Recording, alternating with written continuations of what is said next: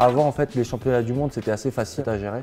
Je ne sais pas comment l'expliquer. Il n'y avait pas de stress, il n'y avait pas de peur. Tu avançais dans le terrain et tout se passait bien. Je me suis un petit peu découvert sur les Jeux de Tokyo, justement, puisque c'était mes premiers jeux. J'ai découvert un Lucas qui avait parfois peur et qui était parfois pas prêt à prendre cette vague médiatique, à prendre toute cette ampleur de se dire on est au jeu et c'est maintenant, c'est pas demain. Je suis passé par le foot, j'ai essayé le rugby aussi. Ma mère a fait un petit peu de basket, mais c'est le sport individuel de mon père qui m'a rattrapé. Il faisait du ping-pong. J'ai décidé après le foot et le rugby d'essayer le badminton. Le sport individuel a permis vraiment d'utiliser en fait toute l'énergie que j'avais justement au service de la performance. Il y a beaucoup d'émotions qui se baladent durant un match, dans la tête ou à l'entraînement.